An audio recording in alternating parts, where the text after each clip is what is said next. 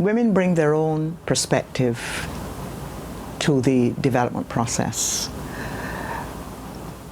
and on all issues. Sometimes when I say that, people think I mean that only on women's issues, but this is not true at all. Women bring their own perspective to the development process on all issues, including women's issues.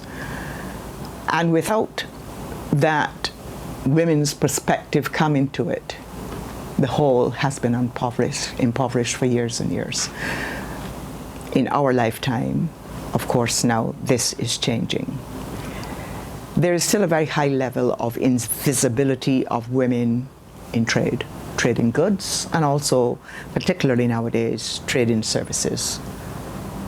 In my experience, in my observation, the glass ceiling is still very much in place.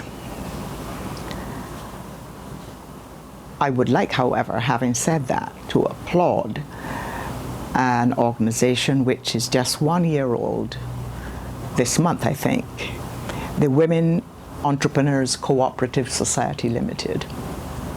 This is a wonderful thing that's happened. It's just a year old. So it tells you, well, the recency speaks to it, that women have now come to this place where more and more women's cooperatives and other groupings of women bring in their specific areas of interest, I hope will grow in this region, and particularly will grow in Barbados.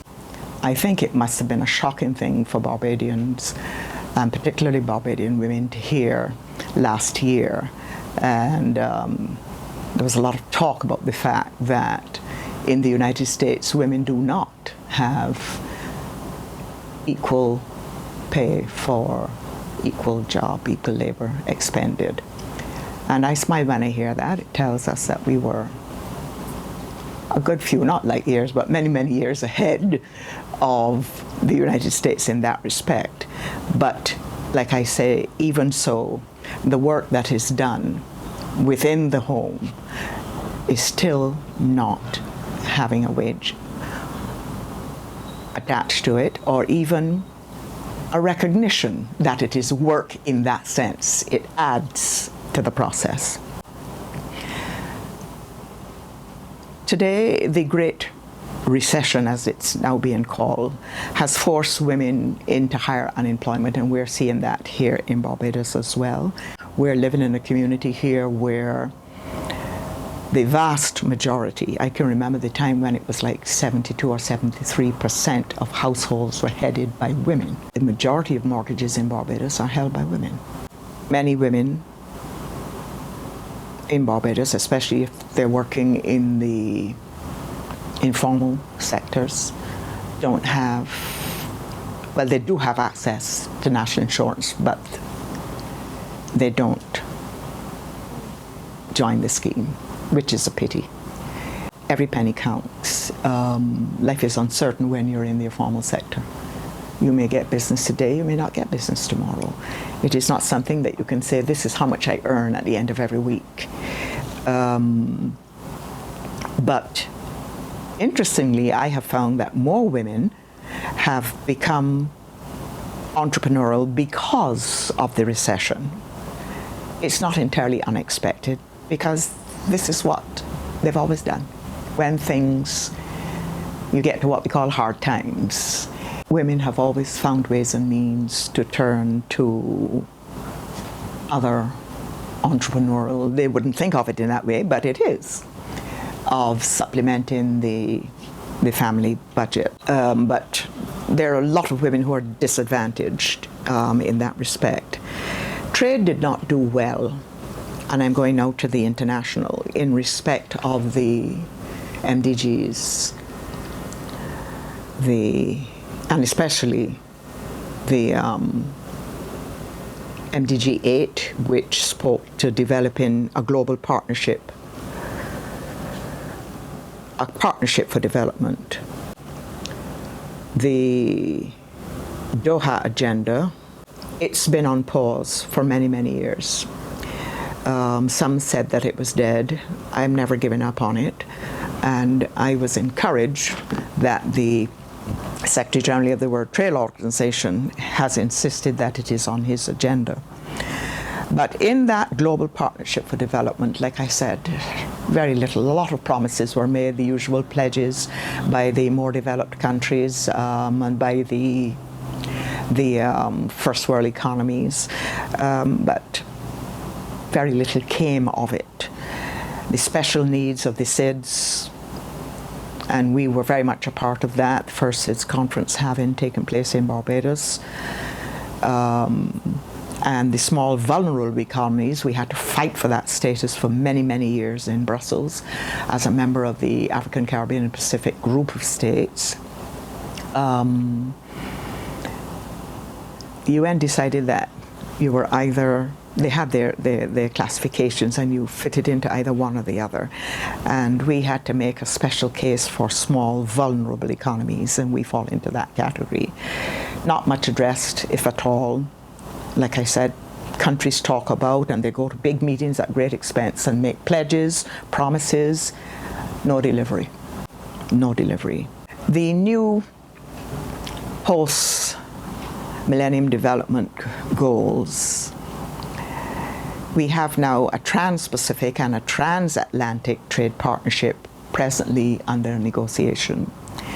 They do not include the Caribbean, but there are niches which can be created by us and for us if we are prepared to be proactive, innovative, inventive, adaptive, pioneering.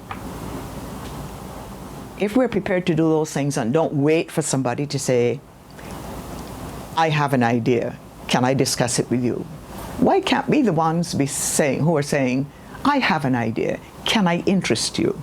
We now have emerging the Sustainable Development Goals, the post-2015 Sustainable Development Goals, which will speak a lot, if we're following what's happening in the debate at the UN, to the green economy and trade. And trade has a huge role that it can play too in the green economy. Barbados is said to be moving on the green energy aspect, but there are other elements of the green economy. Ecotourism, I mean, you can reel them off if you thought about it for a few minutes. And these are the things that I think that women must look to, because it's the new technologies which you would employ to drive these new sectors, perhaps new platform for these really microeconomies that we have as small island developing states. What are the key policy issues to be addressed regarding trade and gender? When I addressed the graduates last October here at the Cave Hill campus, I put 3 questions for their consideration.